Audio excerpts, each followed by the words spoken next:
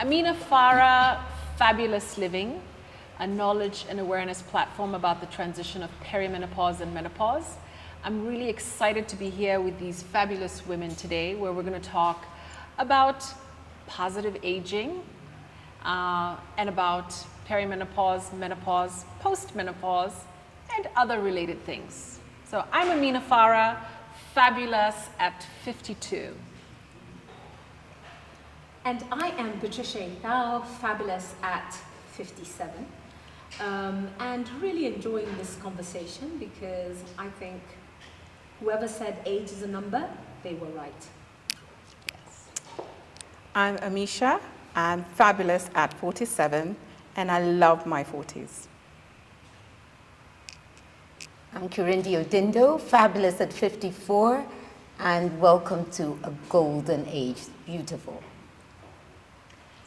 Anna Njuroge, Fab-U-Las at 48, and this is the best life ever. I am Lorna Washira, Fab-U-Las at 47, enjoying every bit of my life. Wonderful, wonderful. So age is just a number. Age is a state of mind. Age, you know, this is our real age. This is what we look like today in our 40s, 50s. You know, this campaign is for women between the ages of 45 and 65, and we are well represented across the range.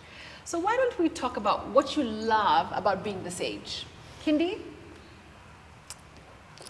I love the authenticity that comes with the 50s, that you are so unapologetically you.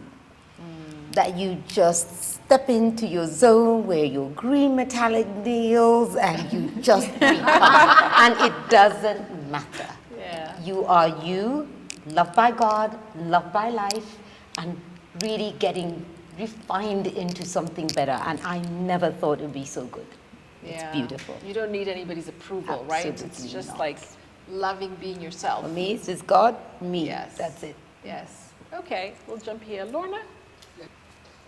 So for me, I am loving who I have become. I have always loved who I am. But now when I got into my 40s, I am loving myself more. I am so self-aware, and I know who I am and what I want to be and what I want in life. And the space I am in at right now, and more so because of the conversations that have been going on around menopause, I have nothing to be afraid of. You know, if I get my hot flashes, oh, I'm very easy to, oh, it's happening, it's happening. I'm loving where I am. Okay. One of the things about this age is you have to keep reminding yourself what you have to remember. So, no, but I think what I love about this age is the so what.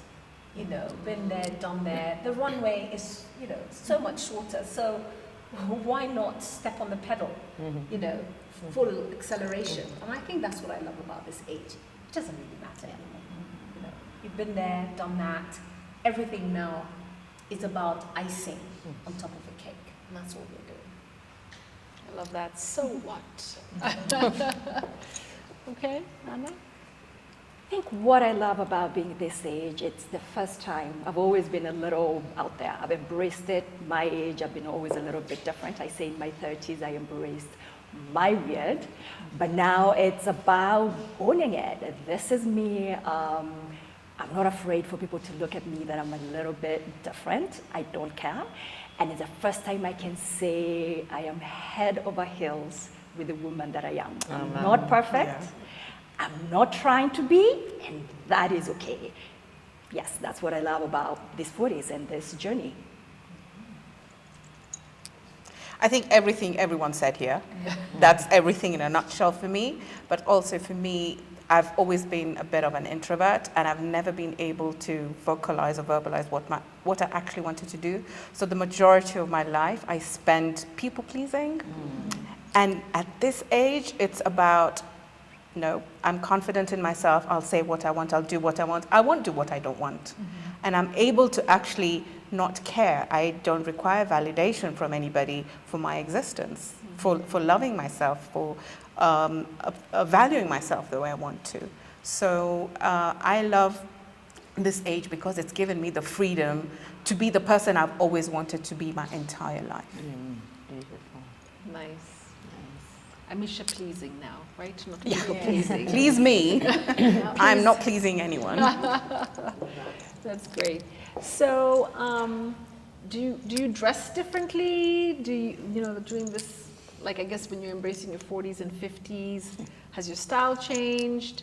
You know, do you feel seen? Do you feel, and that could be whether do you feel seen by, you know, society? Do you feel seen by your partner, your family? Yeah, my style hasn't changed actually. My style has been my style. I love fashion, I love clothes. It's something from my mother. I'm a tomboy, she's a girly girl, but I think somehow that got to me. What I can say is my style or what I wear evolves, because as the woman I'm becoming, it's all about feeling comfortable and beautiful in what I'm wearing. So it evolves. So now I'm more about, you know, it's not about, oh, I need to show I'm sexy. It is, I am sexy and I can wear whatever I want. Sexy doesn't mean my miniskirt has to be here. It doesn't mean I have to be in little tight clothes. It's about elegance and being sophisticated. It's about how the fabric flows on your body. So the style remains, but it evolves. You know, previously in my 20s, my shorts would probably have been right here with, right? But now, the woman I am actually doesn't even want to wear that. It's actually not that I can't or I shouldn't, but I don't want to, because I won't feel the woman that I'm trying to portray and the woman that I feel inside. That's not what she feels beautiful and confident in. So I can say it hasn't changed, it has evolved to fit the fabulousness and the woman I am becoming, and the confidence and the power, and embracing her completely. That, you know, power, strength, femininity, and beauty are not mutually exclusive. They're one person, and just to display that in what I wear and express it. And for me, because my clothes are a part of my own expression, so it has to evolve with the woman I'm becoming. So I don't want to be this person and then my clothes are someone else. Mm-hmm. Anyone else want to comment on that? I think for me, truth be told, I love clothes, I love shoes, period, okay? So I think what's happened with time, I have embraced the concept of allure. You're talking about style. I've always loved style, I love fashion, but I think now I've embraced this concept called allure. And allure for me is just to speak to what you were saying, that you're going to wear things that make you feel good, that make you feel sexy, but is not brazen and all out there. It's the suggestiveness of it. It's what it brings out about who you are and how you want to feel. So that's what's happened with my style. Still love fashion, still love things that are it. I have a million shoes. I still discover shoes that I own. I found out, I sometimes even discover that I bought the same shoe twice. Yeah, Oh, what's your size?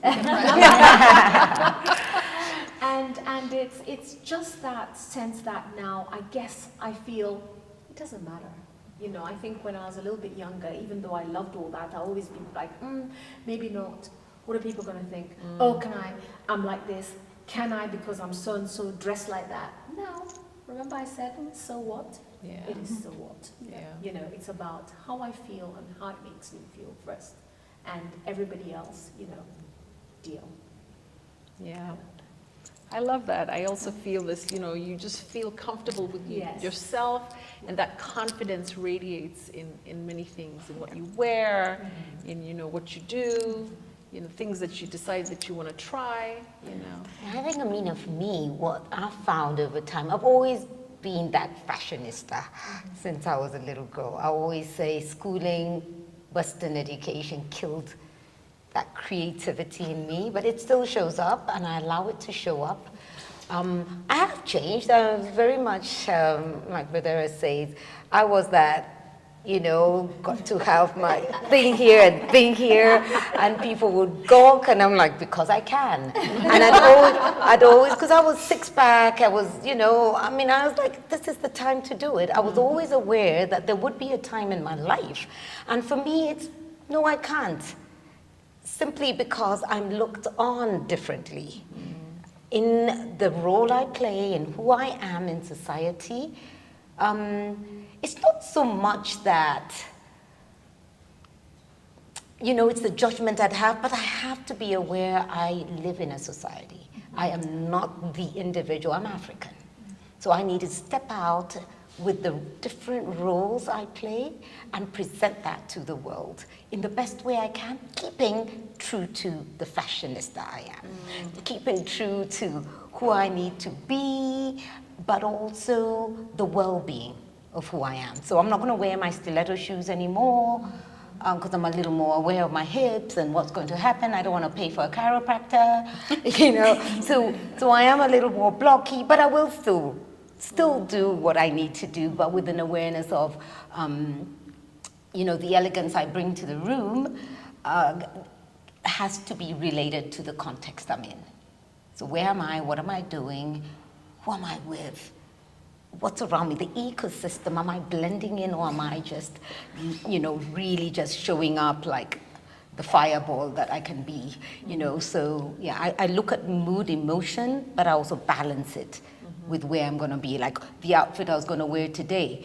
When I saw a shot of the pictures, I started asking myself, I even told the makeup artist, I'm like, damn, I'm so happy I didn't come wearing that. Because people would have looked at me like, where are you going? It is a photo shoot with Vivo. Because it was a Vivo outfit, but I really want to know what it was. Oh, Lordy. Kimby, just let us know. Let's put it this way. Even my Vivo ladies, one of the ladies on Sunday said, are you sure? Really? Are you going to wear tights on that? I'm like, no. And she looked at me like, I said, Velma. She's called Velma. And I said, Velma, like, would it be wrong? So now I'm asking her, I said, but I think it'll be all right. And then I have to remember, wait a minute. Kirindi, come back into the room. Don't let the other fashionista girl who wants to show up. And then there was a photo that was shown on the first shot, and I said, whoa, I can't wear that. You mean that little GIF image just dissuaded you from wearing? Really? And that's, And I mean, I ordinarily, you look at these. These are bought yesterday. You have no idea what I wanted to do before these. So this is the muted part. So and that's not because you can't, but you also, listen. But you don't look muted to me. Because this is the one I say was the boring one. You look very... Yeah, but this is the boring version. And this is my point, that the other one would have been now, nice, but doesn't suit the space. So yeah, I'll leave it for another day. It will be worn. Well, you look very elegant. Send us photos. Yes, I changed to elegant, but the other one wasn't going to be. I'm feeling guilty for muting your style. No, not you. It's just all of us. The fact that we muted your style. No, Patricia, no.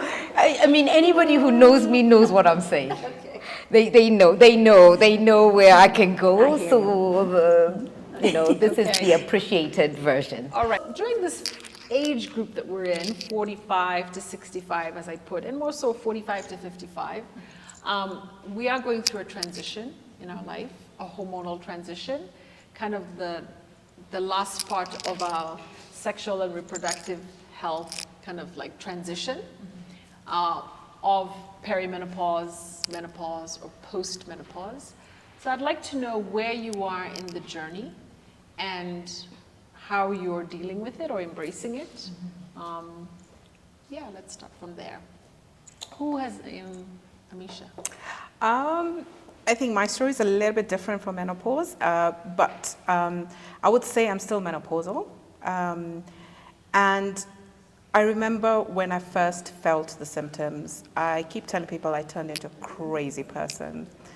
I was hot flushes, heart palpitations, crabby, name it, and every symptom that was on paper, I had. All 50. Everything, everything, bones, everything. It was insane. But my story is a bit different. As I said, I had it very young. So my body was not used to it. And actually nobody told me about it. Nobody said, this is what you will be going through, and this is how we can help you handle it. They put me on HRT, but at some point they had to take me off the HRT because it's not working for me. And then you go into full-blown menopause, and the symptoms really debilitating. There was no support. There was no pre-conversations for that. And I just had to navigate it myself and Google at that point in time. Luckily, I got helped by some of my doctors. We had menopause clinics. I had these conversations. But it reached a certain point where I had to go into therapy because I was ruining relationships. I couldn't handle being off the HRT. I was a complete different human being. And people don't realize, like, I call estrogen the God hormone because it is what makes us women alive. It is responsible for our health, mental, physical. So it was a difficult journey, but right now I'm at a plateau where I'm waiting to get off the HRT in my 50s, 60s. Then we'll see how things pan out. Yeah, I'm glad you brought that up because it's important that women know that there are some women who will go through menopause younger. Like I went through premature menopause, just like you did. And premature is under the age of 40 and early menopause is under the age of 45. And we didn't know, right? Like I didn't know either. And I think these conversations can help women, understand that there's a small percentage of women who go through premature menopause or early menopause, but the average age of menopause is 51, and most women will go through it at that age. But again, that's the statistic we have received from the West, and we still need to know as African women what is our average age of menopause. So I'm always challenging this data and information that we're receiving because we don't have enough research and data about the African woman's experience. So even talking this way helps share that. Yeah. So I guess we'll go maybe to Anna and then we'll work this way. Yeah. So I'm perimenopausal. I'm 48, and I say that because I still get my period every month, like clockwork. That hasn't changed. Actually heavier flow because I now have fibroids, which is a whole other conversation. And I think I started really feeling the symptoms. I didn't know what they were, but I can say in my 40s. And first it was the insomnia, and I love sleep. And I blamed it on business because that's also when I became an entrepreneur. But now I'm realizing, actually, I think the first time, Amina, we spoke about it was, wait, that's what it was. All of a sudden I couldn't sleep. I could go for weeks without, falling asleep. And for the first time in my life, I had insomnia. And it's just embracing this. I'm actually talking about it with my younger cousin Sunday, last Sunday actually, because I'm having hot flashes. I'm still having a period. So I have cramps and I'm having a hot flash at the same time. And this happened, and no one tells you these things. And I remember having this conversation with my younger cousins actually. Sunday I went for a bridal shower for my cousin, and I showered, did my, face skincare. I put on my, my body. I'm ready to get dressed, but I start sweating. But at the same time, I'm popping ibuprofen because I have cramps. And I had to stand in front of the freezer, literally to cool down. And my husband kept coming, are you dressed yet? I'm like, no. I'm dripping sweat. So finally, it cools down and I have to start over. I have to go shower again and start the whole process all over. And I remember one of my cousins said, I thought you said you were showered, you're getting ready. It's an hour and a half later. I'm like, and I told them what was going on, and my cousin is 25. And she just started laughing, and she goes, wow, that's what happens? But I'm glad I have these conversations with them, because I happen to have these younger friends who are my cousins, and they like hanging out with me, and we can have these conversations. And I'm big on the menstrual part, basically, as women are coming into puberty. And I think this is a conversation that needs to happen now, because we donate the menstrual cups to young girls, because I realized I believe about a woman being limitless. Embrace you and believe you can do anything. And these young girls coming through puberty and menstruation, and they're hating themselves and they're ashamed of their bodies. So I have those conversations there, and I'm just realizing we need to have these conversations on the other side. Yes. I feel like it's reversed puberty. Yeah. It is puberty in reverse. All over again, but there's actually more information at the beginning. At this other end, it feels like you're ashamed, you're not as sharp anymore, you're forgetful, you're moody, you're just lashing out at people for no reason. And it's also understanding your body. You're releasing more cortisol and more stress hormone. You have more anxiety. And what, during your cycles, and understanding your body and getting to know it and loving it at that time and that stage to help you navigate. And also having this conversation with other people, your age, younger, older, your partner, and everything in between. Yes. Yeah, and you brought up a good point about you still have your period and your perimenopausal. Yes. Because one of the myths there is like, but I still have my period, but perimenopause, yes, does not mean your hormones start changing during perimenopause. And you could still have your period, and then it can become irregular, or it can become heavier, it can change the way it presents. But because people say, Miss Jessica, boy, I still have my period. This is a big one, right? And you're like, no, this is perimenopause, that transition phase. Let's talk about this. Yeah. Patricia? I think I always tell people the funny story. I'd always heard about menopause, but in my head I was like, it's out there, it happens to other people, and maybe one day it will come. And so I was completely unaware. And I'll tell you how I first figured out. I'd sit in the car and the AC, I'll say, turn on the AC. We're sitting there, this AC is not working, turn it on, needs to be a lot, stronger. And then I'll be like, oh, lovely, so you cool down. And then you suddenly stop feeling hot. And then you're like, oh my God, it's too cold. Exactly. So you turn on the AC. And I just couldn't get it. So I used to say, the problem is the car. This AC is not regulating properly. And I think it took, 2 or 3 months before it hit me, this must be what it is. Because it was a heat, it was not, I don't really sweat as much. What I do is, you just get this searing, I used to get this searing heat, And I think for me, it's explaining what everybody's speaking about. It comes in different ways for different people. Yes. You see, for you, say you were standing, and I remember I'd watch a woman with a towel. She's carried a towel in her bag, and she's doing this. And in my head, I'm like, oh my goodness, you poor thing.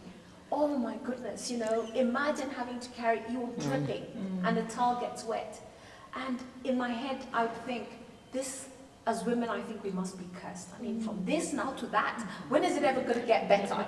I mean, you can't go from period and then now you have to carry towels in your handbag, to mop up, sweat. But fortunately for me, it was always a searing heat that I got, and then it disappeared. Then I got prickly heat, which was a funny thing. You go in the sun and you feel pinprick. And then I used to think, oh my goodness, what's going on? The sun is hot. What is it? And eventually when I realized these are all different versions and symptoms of menopause, then it disappeared. And then I started to read about it a lot. I started then to figure out what are the natural remedies that you can take. So the isoflavors, isoflavors, and soy. Yeah. That's what I started to do. And I started to pop those. And I'll pop them, and then when I don't feel any searing heat, I'd stop. And I'll be fine for 6 months. The minute I feel it coming again, I'll take them again and then go. So in many ways, I've been lucky from that perspective. And the only time I know when I'd struggle in the beginning was at night, because you spend your whole time throw the duvet off, put it back on, throw it, take it off, and and I enjoy July, which I never used to, because July at least it's cold. It's cold, and you cuddle and you throw and then you're cool. But I think explaining and letting everybody understand that just different ways of experiencing menopause is very, very important. Yeah. Thank you. Yes, every woman has her own journey. Yeah. No two women go through it the same. Some people people will breeze through it, and some women will struggle through it. Yeah. I struggled. You know, I think Amisha said she struggled. I don't know if you call it struggle, but you felt it, the challenge. Feeling it, yeah. And I like what you said, is you thought it was something that's going to happen like far down the road. We think menopause happens when you're old, right? So, and it's happening in our 40s and 50s, and you don't feel old. Yes. I think for me, Amina, it's been easy. Okay, good. It has, but I have had an easy sexual reproductive health process. But I've always said, maybe it's something about not having kids. Because everybody else who's had their children, they went into menopause very early in their 40s, which I considered early because, I mean, I was having my periods. I'm still in the, they say 6 months. You got to count 6 months of no periods before you really can say you're, you know, menopausal or whatever. Is it 12? 12 months of no period is the definition of menopause. So I guess technically I'm not, but it's kind of weird because you're sort of sitting there, you're 54 going like, oh, well, shoot, why am I still having periods that never got used? But my thing is, God is kind. He gives you that one last egg or 2 last eggs. It's like, okay, guys, do you want to do something about it? Do you want to do something about it? I'm going. And then you got longer stretches between, you know, the irregular. So it was kind of like the way my periods started in the first place. They were irregular, but pretty early because I hear people, I mean, it was 12, but we were waiting for them. Because in school in those days, it was like, oh, because people started at 9 and 10. And then you're kind of like, what's wrong with me? And then when they come, you're like, hey, they're here. And then when they stay a little bit, you're like, go away. And now they're going away, you're just like, phew, don't need to spend that kind of money. But I get very cold. So what I've really enjoyed is that I have a hotter body.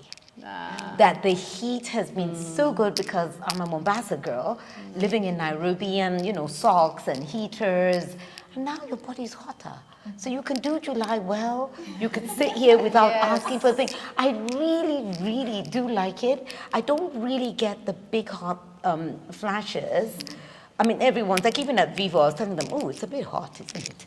And then they looked at me and said, no. I said, oh, shoot, it's menopause. And you know, that's a conversation in an African space people don't want to bring up because the people ahead of me, when they're sweating, I'd be saying, do you have menopause? I'm like, sure about what? It's our bodies. This is what happens to us. So the fact that we can talk about it openly and also embrace it. And really just see the benefits of what it brings your way, you know, even if it's less money, because I'd buy cottons just because I get a lot of allergies on thingy, so I'd buy the cottons and they're pretty expensive. So when you're looking at your tab, you're like, okay, that's gone. Heater, don't need that as much, that's gone. And like, you know, and I think that's the beauty of living single as well, that we are the first of a generation trying to embrace something that's not being embraced in general, and conversations that were not conversations. But my mom was a reproductive health nurse, so she always spoke about her menopause, and like you, she struggled. Had to come to Nairobi at that time because there was no endocrinologist in Mombasa. Went on HRT, got all those mood and emotional things. I mean, it just sounded like a bad thing. Because we'd be looking at her and saying, oh my God, we're so sorry. But she took acupuncture, really helped her. So she got acupuncture done, and it stabilized her body because she'd get a lot of migraines, and that's what I got in the peri-moon. They've gone now, but the last 2 years were really bad on the migraines, really bad on the migraines. And you know, with migraines from hormones, no medication can do it. Doesn't matter what you take, it doesn't still it. So the doctors would say, you should go on your HRT, and I'll be like, no, I'll suffer this phase. And it's gone, actually. HRT is a choice, and I want to say this because I'm also on hormone replacement therapy. And HRT is highly recommended for women who go through premature menopause because we become deficient in estrogen, the master hormone, not only of your brain, but also your heart, your bones, your femininity, all of it. So if we are becoming deficient earlier, it's highly recommended for women who go through premature or early menopause. And I know there's a big thing about, you know, the cancer scare that happened, and this is a whole conversation, but I want women to take time to look into it and not just shut their mind Yes, if you can do it naturally, it's fine, but not everybody can. Absolutely. Some women need help, especially the ones suffering through it, and I did, and early. And for us who become deficient much younger, it's actually critical for our health, because we start aging faster, and then we could have adverse health effects because of the lack of estrogen. Now that they're doing so much more research around women's health, it's just now really growing, because you guys should know that they were not using women in research until the 90s, and that's just the other day. So we were treated like small men, and we are completely different from men, right?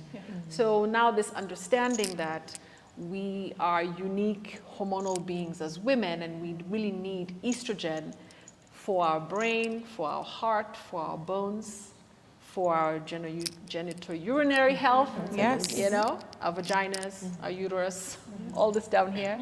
We need it. So it's something that I think in the African context, we're going to need to have more conversations. So I just want to put that out there, that everybody has a right to choose hormone replacement therapy, and my hope is for more education and more awareness, and especially in the medical fraternity, about hormone replacement therapy. I mean, my mom was taking it back she's 86, so who knows what year that was. Let's do the calculation. They were taking it until 2001, when there was the big scare, the World Health Initiative. And then there was a big media thing, and they stopped prescribing HRT around 2001, 2002. And now they've found that all that data they've basically rubbished the study. So anyway, that's a huge topic, and I talk about it quite often on my platform. So if people are interested, there's information on that. And I like to get doctors in the conversation. Lorna? For me, I've done the 12 months. So you've hit menopause? Yes. I'm there. So you're postmenopausal now? I am postmenopausal. Nice. And happy. And I'm actually happy. And for me, how it happened, I noticed when I was 42. And I happened to be in a group, my friends are older than me. So when all this is happening, I am seeing where I am going. So I can call it information overload. I knew, because I can tell, it's starting to come, and I ask, it's starting to come. And my friends, we are very open, we talk about everything. Even when you're having your, what is it called, you're sexually still, and then you're getting dry, it's going down. We actually joked about it. And we'll say, do I need to buy you peanuts, that kind of thing. So I had all this information all along. So when it started at 42, what happened is I have always had a very easy menstrual cycle. Mine would come 2 days and I'm done, no pain, nothing. And so when I started missing my periods, I knew, somebody is coming. And at 42, I started missing my periods. I would go 3 months and then it goes. And then the hot flashes started coming. And I'm thinking, 42 is too early. But then again, I'm in a group of people who have all this information. I have seen it happening. So when it happened to me, I was not taken back. I knew it's happening. My only concern was that 42, I thought it's a bit too early. But then again, I asked myself, it's too early for what? You embrace life. And roll in the punches. And it went, and then 43, I was back to having my periods no more. And then the flashes came again for about 3 months, no periods. So last year, this is when I have noticed that I've become so comfortable to a point where I have to remember, when did I have my periods? I'm not comfortable in being in this space. So I think I have actually gone more than 12 months without periods. So I know I am there. Congratulations. You were there. And I'm Yes. very happy. So the symptoms and the signs that I have is the flashes. And when it comes, boy, oh boy. I feel like I just want to put everything and remove everything out there. At home, a lot of support, because I talk about it, and when it's coming, I ask, is it happening, darling? Is it coming? So he knows, and he'll say, what do you need me to do? Can I lift up in your and what I do is, whenever I get any information, I'll send it, so that be in the know, be aware of that. To your partner, you're saying, your husband. Exactly. So this is happening. How I am feeling, I need to let you know, so that when you see things happening, you're more aware of the changes that are happening in my life. So I cannot say I have the mood swings, but sometimes you always tell ourselves. So my sounding board is my daughter. She's 16. So I want to gauge and see whether she has noticed, or she'll tell, oh, mommy, today you're being so hard on me, that kind of thing. That's how I pick it up. Because for you as a human being, most times we don't see ourselves. Yeah. We are mirrored. The people around you and the people who love you are the ones who will tell you this. So for me, I would not say I have mood swings, but the only thing I know is the hot flashes, foggy, brain fog. Oh, yes. Yeah. It is happening. I can try. Brain fog. I'll try and tell you. Absolutely. You don't sound like next 5 minutes. I can remember that name. Another thing I've noticed for me, bones gone. So your knees are hurting, My joints. knees, okay, this happened earlier on because I have always been athletic, sporty, and it started earlier on. But now with menopause, now I have noticed that things are becoming. I have always loved this, but now lately I have to kind of put them on the side. What have I noticed? I think I'm also starting to notice a little bit of the hair loss. When you comb your hair and noticing things. Yes. What else I've noticed is my metabolism has become slower. The fupa stories and things like that. So we still... The menobelly. I know. I've never ever had, and now I'm noticing things are happening. So the only thing for me now to do is to do the supplements. I'm very big on supplements. I'm reading a lot on what I can do naturally to help me. And trying the exercise, I'm saying trying because I've been very athletic, but lately I feel like I want You have no energy to exercise. No energy. That's part of it too, by the way. Is that what it is? Yes. Oh, but It's part of the transition too. You just Really? no energy, I've always lack just of wondered energy. why I can't work out anymore. Lethargy, and Yes. you're not motivated. Rated. Yes. That normalizes. Estrogen makes you that, right? And things that used to excite you, for me, Loss of interest, loss of enthusiasm. Yeah, like wake up with some oomph. nothing. It's a vuvum or something. Somebody has to drag you out of bed. Somebody has to feel like somebody needs to drag you out. That's of good bed. to know. Those are the things. So when we talk about it, during your sessions, Yeah. I look at all the list of those things.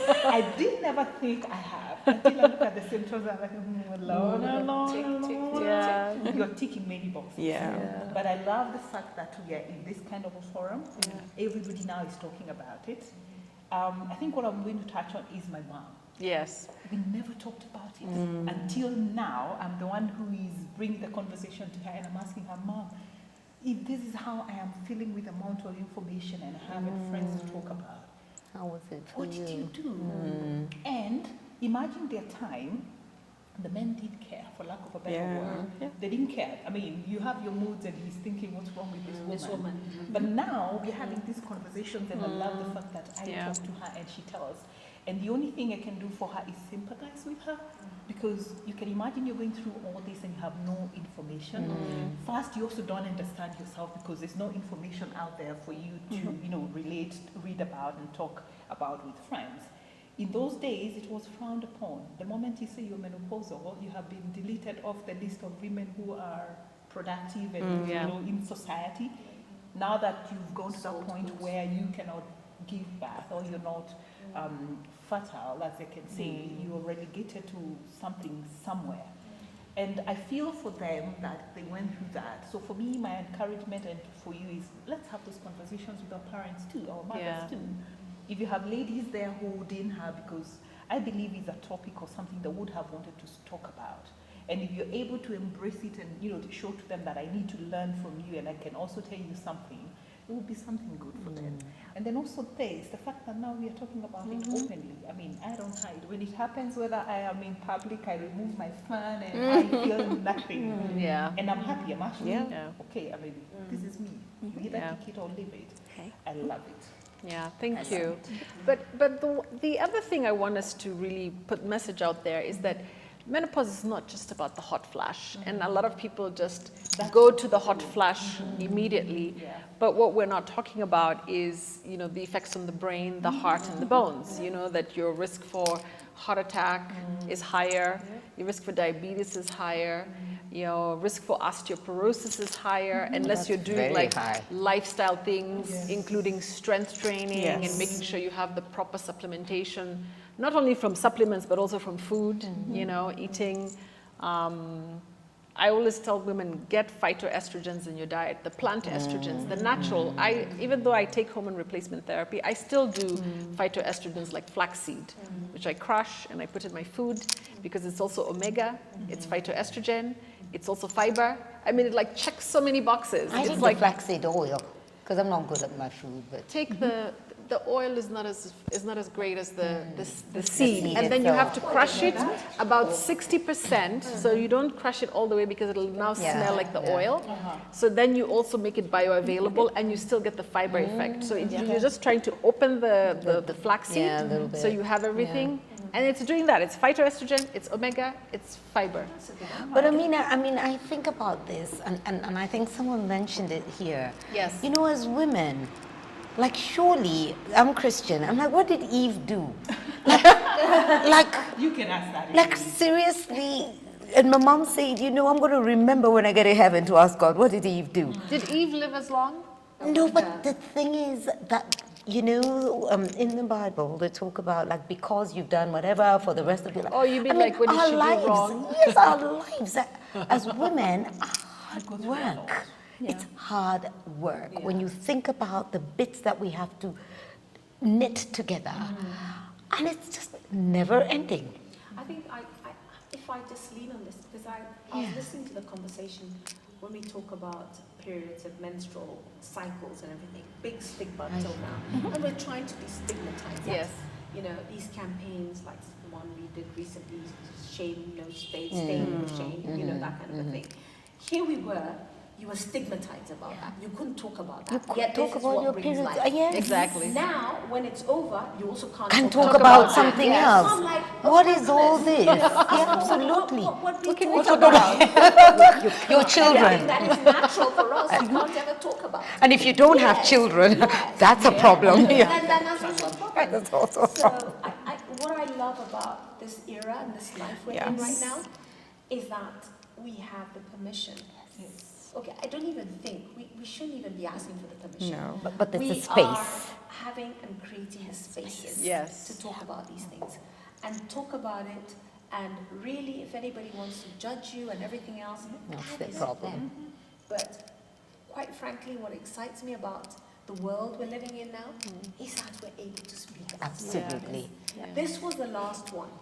Period we started debunking. Yes, yes. But menopause, Menopause. let me tell you, was a black hole. Yeah. I mean, I was premenopausal, 7 years ago maybe, whatever it was. But really would talk about it with little Hush, groups, hush. smaller groups, not Whisper, bigger whisper, groups. right? Yeah, we'd talk about the fan, okay, you need a fan. And as I said, when I'd see a woman with a towel, I'd be like, oh my goodness. And the fear in my heart. Am I going to start wandering around with a towel in my purse? Because, it is what happens.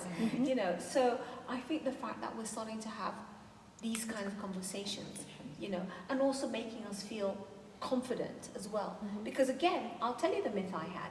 The myth I had when I was growing up is when you become menopausal, it affects you as well. You dry up everywhere. So even your face, I'm sorry, that's dry up. You guys laugh. I was like, everything's gonna dry up. So your skin is gonna dry up, your face, everything's gonna dry. That is the image I had growing up about menopause. That is it. It's like a prune. Suddenly it was full. Now suddenly but dry up everywhere. Sorry, that's the image I have. So here we are today, looking at all of us, clothed skin, happy, The makeup great, helps. smiling. Even without the makeup, I tell you on the lights.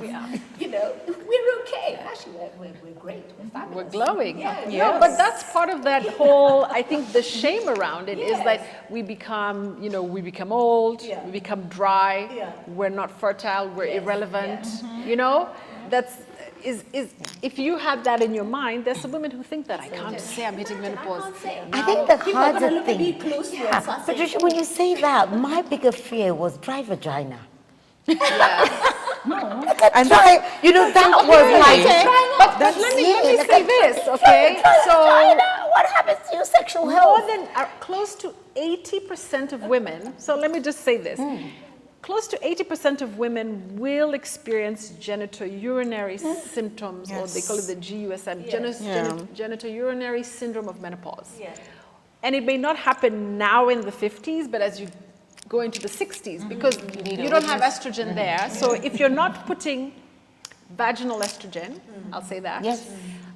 then you will probably experience pessary- dryness, pessaries, incontinence, increased UTIs, vaginal atrophy, thinning of the walls, Yeah. and painful sex. So let's just put it out there. No, but it's That's so. the thing that people don't want to talk about. But that's They what. don't want to talk about. Yes. But Amina, that's why I brought it up. Yes. That's a whole dryness. journey. It's dryness. actually So the the dryness harder inside thing. is happening. It's happening. Yes. I know my eyes Dry eyes. are drying up. Dry So skin, I bought dry hair. I brought the You have to do the drops. the drops. Yeah, all the time. And Dry it's not as much, but in the dry months, like when it's hot and dusty, I feel it a lot more, and it gets grainy. So before I was like, oh, there's dust in my eyes. There's dust in my eyes. Something's wrong. Can you see anything? Oh, you have dust in your eyes. And then they look at you like there's no dust in eyes.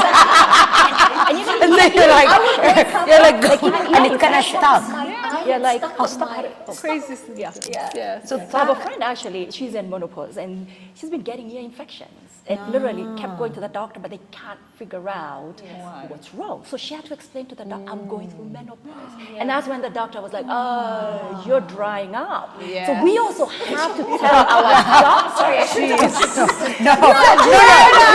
No, but I Patricia, remember it's her important. saying this. Actually, she's the funniest woman ever. And she goes, Anna.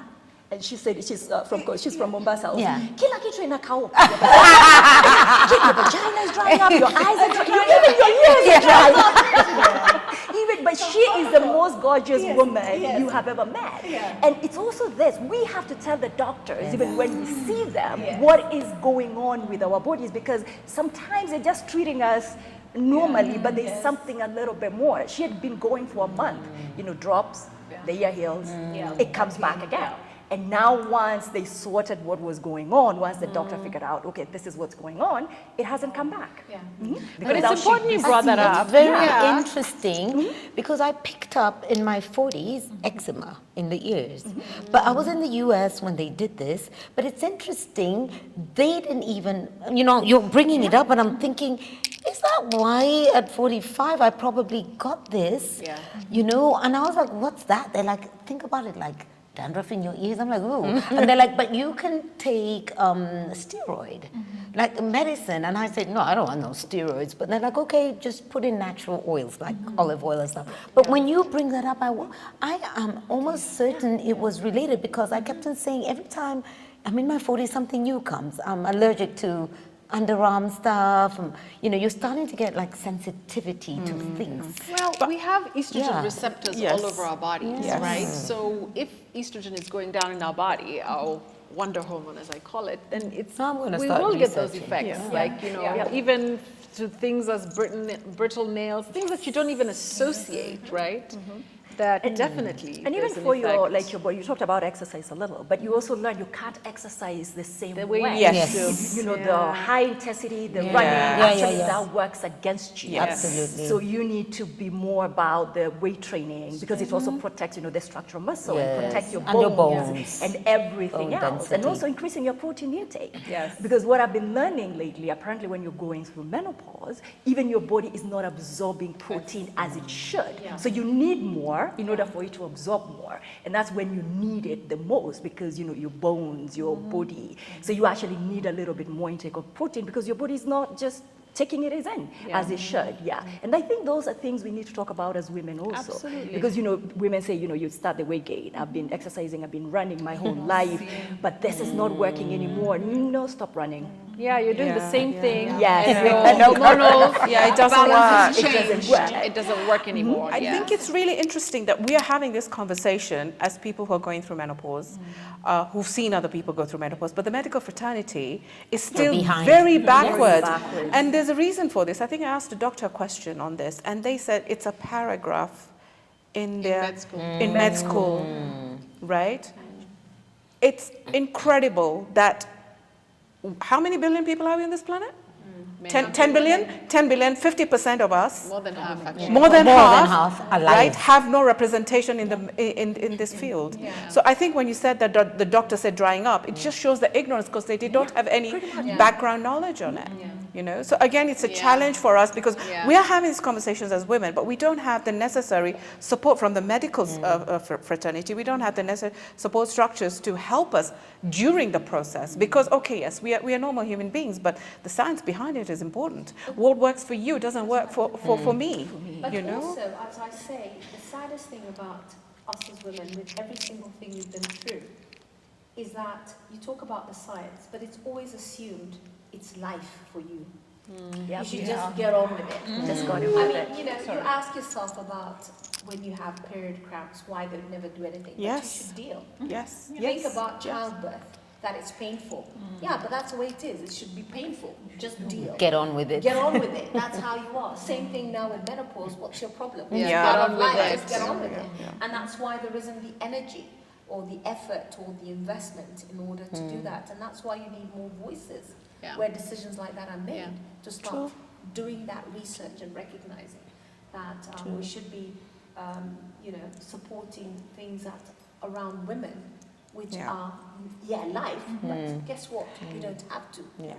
They're unique to us, because I Yeah. think this is that attitude which is also in research and is changing now, where before we were treated like small men. Yes. So men are kind of like, get on with it because they don't have periods, they don't bear children, they're not going to go through menopause. And so the question is, if men went through that, things would be different.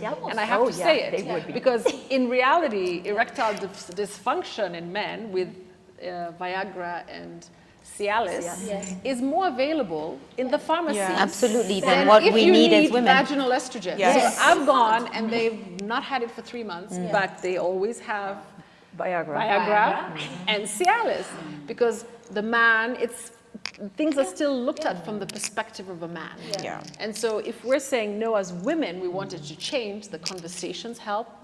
And then even more kind of like advocacy with the medical fraternity. Yes. And then eventually policy. Yes. And before policy, we need to be talking like corporate HR departments. What are they doing to support women? Companies. There's a lot of work. And I'm very excited. There's a lot of work in this area because we need to do this. We need to really do a lot more for women from puberty, from periods, all the way through to menopause. Our whole sexual health. It matters, every part of it. And just to add to that, a conversation we've had before, and just even these younger women, I think we start having these conversations and they have the information. Because I don't have children, you don't have children, you don't have children, but it all happens for different reasons. We've had this conversation before. For me, it was by choice. At 12 years old, I told my mother, I never want a child. Of course, she never took me seriously, but I never wanted one. I have never wanted one. But I have this group of women in life that they, you know, pursued this life. You wanted a career, you wanted to grow, so you put it off. And then at 36, when you're like, okay, I'm in a good place in my career, I can start this process. And you go into the doctor, and the doctor is like, It's a prune. It's a prune. It's a prune. Sorry, it's a prune now. Now they have to mourn this because it wasn't a choice they made. It's something some of them love to have become a mom. And now this has been taken away from them because they didn't have the information to prepare and know what the options are. And then you have to mourn this journey of, I wanted it so badly. And it's mourning. They actually go through years of mourning. And I remember one lady, actually, she's white, American. She actually told, for her, it took, so I said, are you okay with it now? She's like, for the most part. But now in this society of ours, in the African culture, and then we keep asking women why they don't have children. And sometimes you're bringing up this trauma for them. Like, we need to just stop. And sometimes, most of the time, it's actually coming from other women. Like, how come you don't have children? You know, just let it go. But by educating these younger women, like listen to your body, Yeah. listen Yeah. what's happening, what's Yes, going on, yes. and if they have the information, they won't be like, Patricia, who thought you dry up, and it's something that happens over there, and it will never show up because it helps you as a woman be informed, be the author of your own life, own it, embrace it in whatever way you need to be. If you want to go freeze your eggs, you can do that. If you want to have that child earlier, if you decide it's fine, I don't need my own, I will adopt. Because I actually had a friend who told me at that time, I think at 38, so it took her 4 years to just mourn that process, to even go through and think this, I could even adopt. By the time she was thinking about adoption, she was already moved on. She's just like, you know what, it's okay. Yeah. But I have a friend who got a baby at 54. At That's 54, my age. some ago, But I yeah. know that. Naturally? Wow. Well, not naturally. Okay, help. But But she chose to be a mother. She chose Chose to be a mother. Yeah. I think what happens is this perimenopause thing becomes like that trigger that reminds you that hold on, this is going. Yeah. So for those who've always desired, then maybe that is their sort of wake-up call, do something, be something, if it's not worked out till then, find a way to make it work. But like you say, for the younger generation, how do we mentor, how do we coach, how do we be those people who are able to sit and tell a 20-year-old today, or a 25-year-old, be thinking. Put it on the cards like you do everything else. And I do that all the time. I'm like, listen, I put off marriage till I don't know what age, waiting for whatever. I remember Patricia asking me one time like that. And guess what? It never gets better necessarily. Like this myth that there will be a moment and a time and a place. Listen, it's a myth. So start looking at criteria early. Start taking your boxes early, because it's not like there's a magical stage. And I think menopause fits into that same, box where we now place the female and feminist story at the forefront of what a woman is when they come out, when they grow, in their education. Because it's not the same. Not the same. And like you say, we were little men, and and for some of us, we even had penis envy. It was like, life would have been so much better if I was made. For my generation, yes, because you could see them just getting an easy lease on life. And then there was you, just, hey, my name is, and the guys are just moving through. And I know Patricia is a corporate woman at the level that you are. You could tell the story 100 times. But it definitely what 20-year-olds enjoy today. It's so much more. Oh, goodness, it's so much. So you're doing a great job. Thank you. What do you do differently from your mother? Is it stopped? That's for the mothers. We'll let two people answer. You want to answer? Anyone else? I'll answer. Let's read.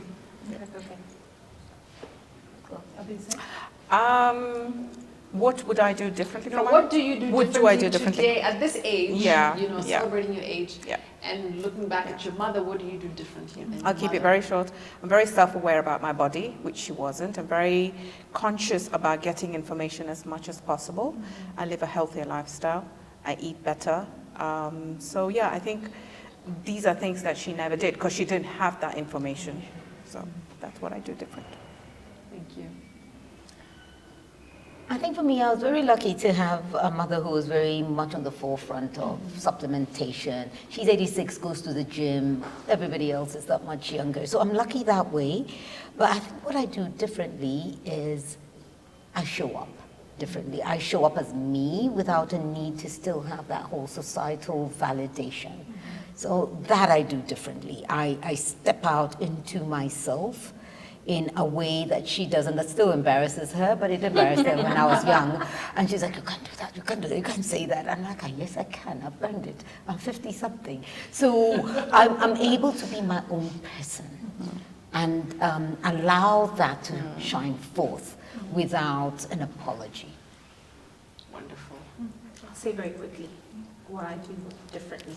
I'm completely different to my mother in a lot of ways. First, I don't believe a certain generation has to dress a particular way, speak a particular way, have their hair a particular way, join a women's group a particular way. You know, I am completely different. I'm completely unapologetic. I live, I love, and I do what I enjoy.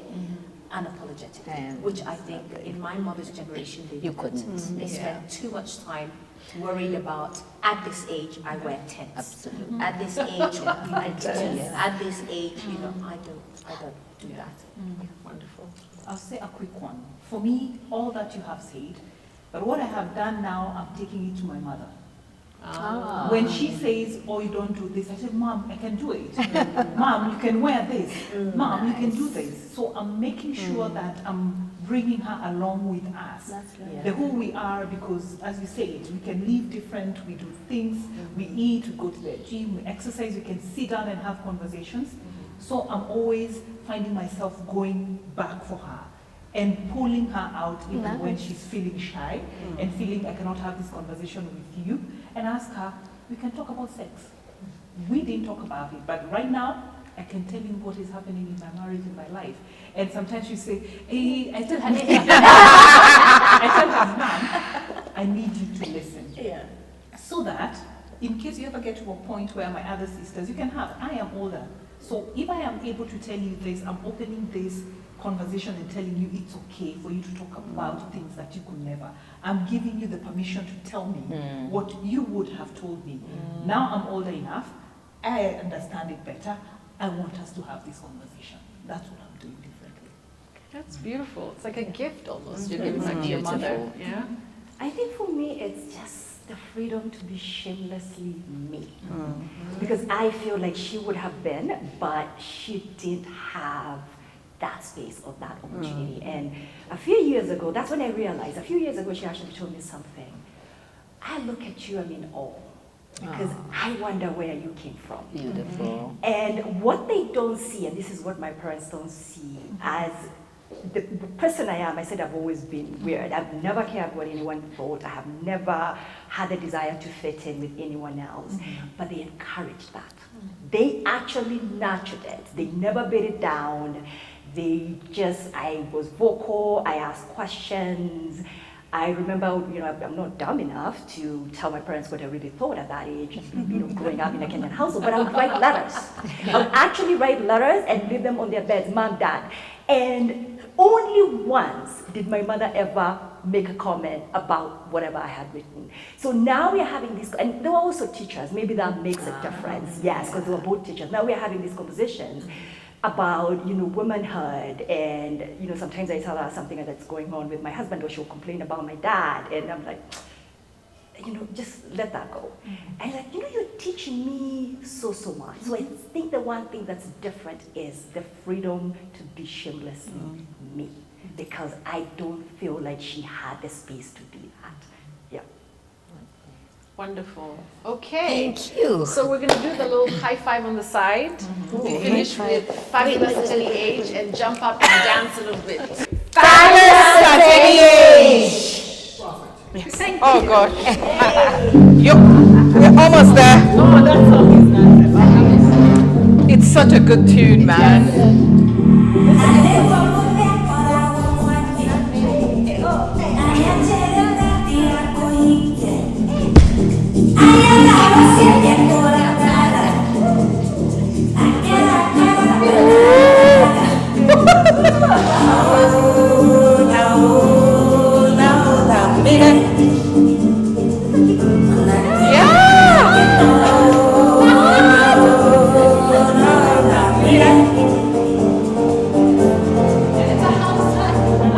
It's house music. It's awesome.